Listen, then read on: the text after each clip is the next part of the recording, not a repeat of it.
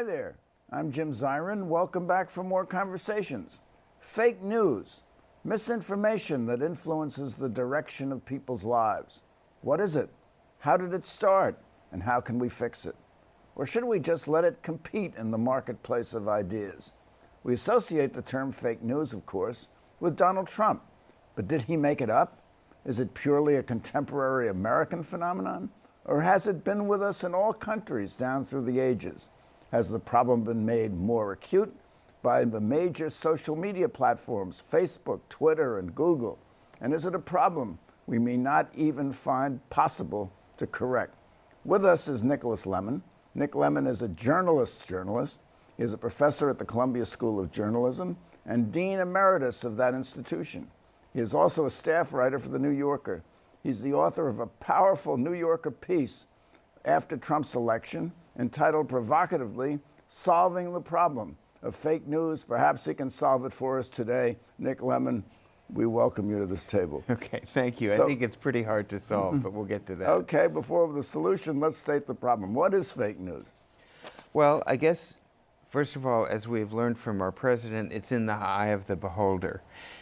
If you remember, if we go back to the distant days of the past of fall 2016, fake news was these teenagers in Albania who consciously and purposely put false information on the internet for sort of political and prank purposes. But then Trump sort of picked it up instantly and started calling anything he disagreed with fake news. So it doesn't have a... So that's everything in the New York Times and the Washington Post. Exactly, and CNN. So it doesn't have a sort of technical definition. It's in the eye of the beholder. But if I had to define it, I would say, let's do the news part first. Something that purports to be reporting on what's actually going on in the world. And then the fake part is, it isn't actually that. So there's a fire in the theater over there, and in fact, there's no fire. Yeah, Something that would be like a pretty That'd be a clear open case. and cut. Okay, so then, but there's a difference between fact, whether or not there's a fire, and opinion. Right. Whether or not they're saying something I disagree with. Remember, Daniel Moynihan said that you're entitled to your own opinion, but you're not entitled to your own facts. So what is the difference? Okay, well, let me go back and do a little journalism history, if I could. You know, when I was a dean, I had to go to a lot of dinners in the Marriott Marquis and listen to after-dinner speeches about the First Amendment. When the First Amendment to the Constitution was written, which is the one that journalists love to cite, there really wasn't news as we now define it. There were no reporters. The word journalist didn't exist. And what the First Amendment really was meant to do was protect free speech. And when it talks about free press, you know, back in the late 18th century, that really meant if you had something to say that was an opinion and you wanted to go to the print shop and have it printed up and posted on, well, they didn't have telephone poles, they had trees, that was freedom of the press. And so, it could be anonymous. Could be anonymous, could be true, could be false. The First Amendment doesn't distinguish between true and false statements because it's trying to protect all speech. If you say, as a principle, we want to protect all speech, then you're signing on to protecting lies, truth, opinion, and facts. How about hate speech? And hate speech. If you're a real free speech absolutist, that would be your position. And if you were that person, you would look at the current situation and say, I don't have a problem with this because we created a free speech environment. We've got a free speech environment. So lots of people say things that are true, and then lots of people say things that are false, and that's great, party on, you know. But in terms of your original question, a fact is something that can be verified as, you know, actually existing in the world, and there is an argument about it. This is a mug. That's a fact. It's not an opinion. If I said, this mug is beautiful and should be sold in the Museum of Modern Art Design store, that's an opinion. So, you know, if So you're with which someone is free to disagree. yeah, with which I'm free to state it, and you're free to say I don't think so. But if you say this is not actually a mug, it's a chair, that's just not true. Okay, but at the heart of it is the fact is truth. Right. So the real question is, when or on what occasions does journalism or news say it's in the business of purveying truth or objective truth, not opinion? That's the real question, because journalism in the 19th century only rarely pretended to present reporting or truth or objectivity. It was hot-blooded, you know. Often many towns, small towns in the U.S., would have one paper called the Democrat and one paper called the Republican, and they would present completely opposite views of what was going on. So it was really the New York Times, I think, that early in the 20th century, late 19th, early 20th, established the idea that newspapers publish truth primarily. All the news that's fit to print. And even the New York Times, of course, publishes a lot of opinion and always has, but that it would sort of zone off this area of truth and publish it. And then that became a widely but not universally copied norm in journalism. What people feel really nostalgic for, those who are old enough like us to feel nostalgic about things, About anything. is Walter Cronkite, a name that means nothing to my students, but you've heard of him, I assume. I even met him. Okay, so and so it's the idea that, well, on the mass media, not newspapers, the mass media like television and radio, there really wasn't fake news for a long time, which is true. Now, why is that? The reason is, or a reason certainly is, that they were regulated by the federal government. In other words, it was embedded in the way they were structured that if you wanted to have a radio or television station, you had to get a license from the federal government because there was a scarcity of spectrum. And the government would say to you, in exchange for your license, which is very, very economically valuable, we're going to make you do some stuff, like have educational programming, be fair and balanced, not fake fair and balanced, but really fair and balanced, not be very opinionated, and be devoted to the truth. So that's what was on broadcast television. But then we had a president named Ronald Reagan who did away with all the regulations. Yes, exactly. So even before that, when cable came along, it was constructed to sort of leave a little more air for opinion, broadcast opinion. And then when Reagan came along, as you say, he deregulated a whole bunch of things, including television and radio. And that's really what created Fox News and Rush Limbaugh and all that kind of thing. And MSNBC and CNN Yeah. on the other side of the spectrum. Right. And I should say that when he did that, there wasn't a lot of objection from journalists that I remember. I mean, I was around then, you were around then. And every industry wants to be deregulated. The New York Times prides itself on being factually accurate, and so does the Washington Post. But if you read the New York Times, the print version now, because so much of the hard news has already been out on the internet, page one is filled with opinion, and it's slanted opinion. It reflects the views of the editors of the Times. That's point one. Point two, they make journalistic and editorial judgments as to what should be on page one and what should be on page 16, small on the inside. And the complaint is that the opposite point of view is on page 16 and the predominant point of view is on page one. So we live, if we read the New York Times, in a filter bubble. So there's a bunch of stuff packed in there. Let's Unpack stipulate, it. when we're talking about the New York Times, on the broad subject, we're in paradise. Because if whatever you think is fake in the New York Times, it gets a lot faker outside the New York Times. So, point number one, I don't know if you've ever had this experience, but the way newspapers decide what to put on the front page, there's a long table, and the chief editor sits at one end, and all the subsidiary editors sit around the table, and the chief editor says, "So, what do you got for me today?" and he hears about 50 or 60 stories, he or she, and then says, okay, these 6 are on the front page, meeting's over. So it's a very intuitive process that's hard to explain to outsiders, but it's pure, it's art, not science, what goes on the front page and what doesn't go on the front But the he or she editor doesn't have to state their reasons for the editorial judgment that's made. No. Having sat in those meetings, if you really want your story on the front page, what you would say is, Jim, the Washington Post has it, and they're going to go with it in 2 days, but we could beat them if we go with it tomorrow. Then you will put it on the front page.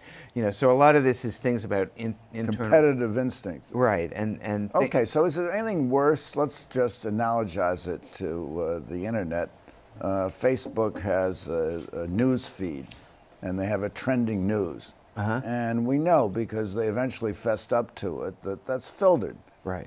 So you're getting the kind of news that they already know you're receptive to, and not getting the news that disgusts you. Right. Now, at first they said that yes, they finally admitted they have 3 people in a dark room who figure out what the trending news should be, and then when they were called out for it, and they were called on it, they said, oh well, we'll do it now with algorithms. But someone has to, which is simply a mechanical device, but someone has to tell the algorithm what to select. So, and they're criticized because they don't have to give reasons for their editorial judgment. Why are they different from the New York Times? So let me zig and zag back. A pretty unsung hero here is Google News. If you, for some reason, don't want to go to the New York Times or any other site and you just want to get the news, you could go to Google News, and they really don't filter very much, or they filter in a different way. They don't custom tailor what they put on there to what they know you want to hear. So that's available to people who don't like fake news on the Facebook news feed.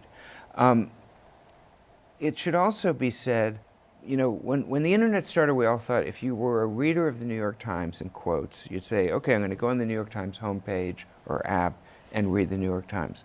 Well, most people who encounter the New York Times encounter it in the form of an article that's been disembodied and is floating around somewhere else online. So each article has its own life.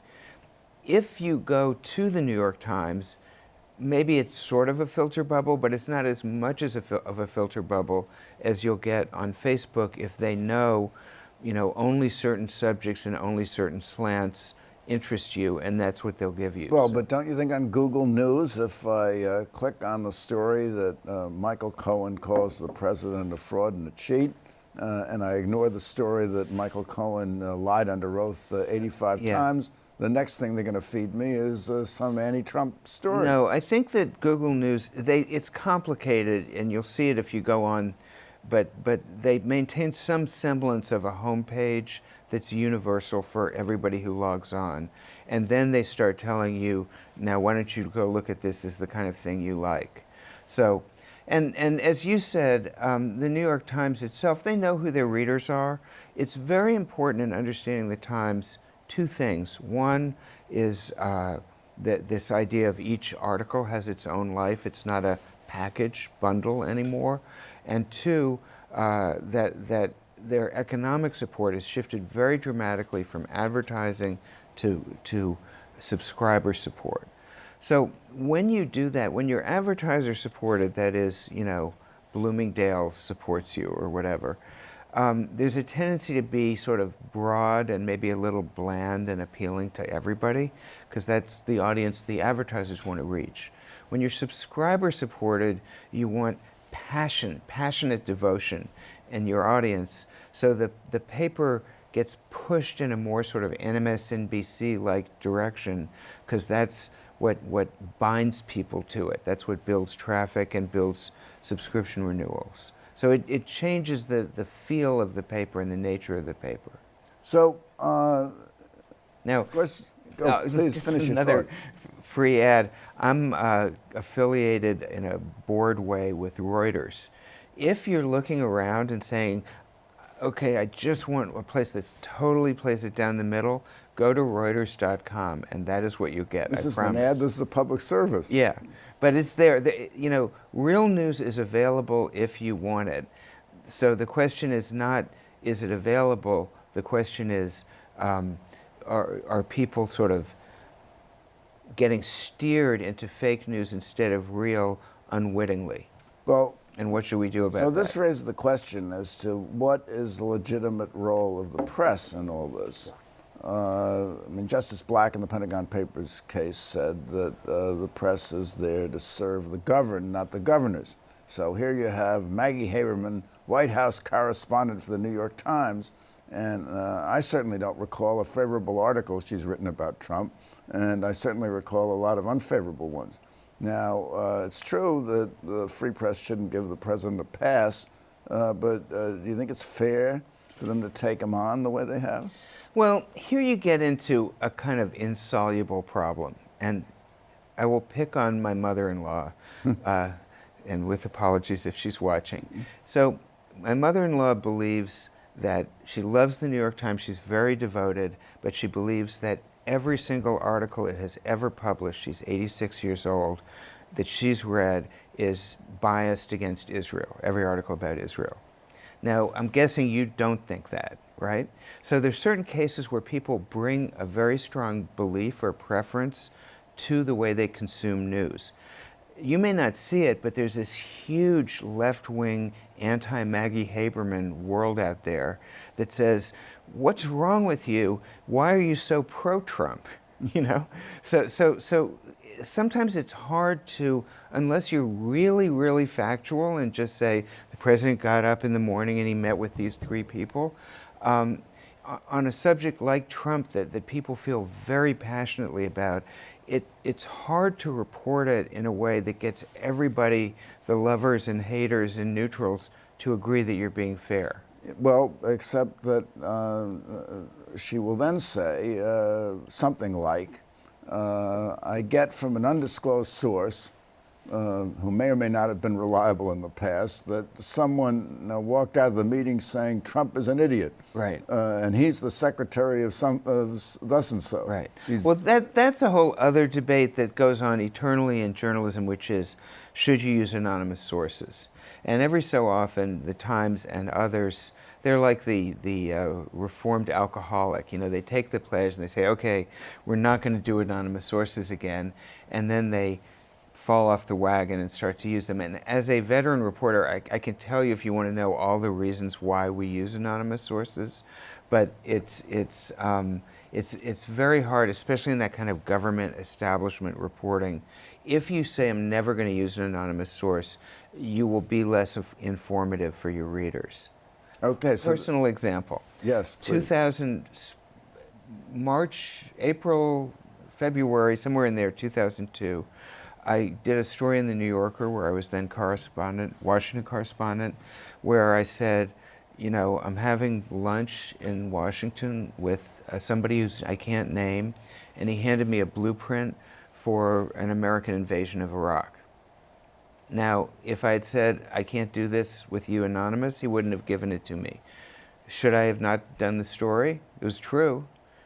It's those kind of choices that you face around anonymous sources. Okay, but you would say in the article that you got this from a source. From an anonymous source. From an anonymous source. Yeah. So then the reader could draw their own conclusion. But the other question I have is the consumer of all this really so anxious about truth as provocative opinion? Yeah, so that's a very good question. So there's a whole sort of subfield in journalism these days called news literacy, which is premised on the idea that if you can only tell people how to distinguish fake news from real news, then they'll gravitate to the real news.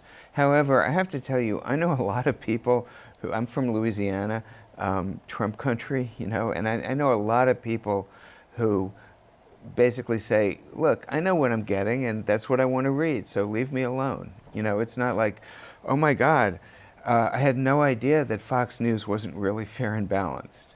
So that's one of the toughest questions. If there are people out there who want to read things that confirms their view of the world and don't want to be challenged. And what do you do with people like that? Do you say, no, you can't? Or do you say, okay, fine, it's a free country?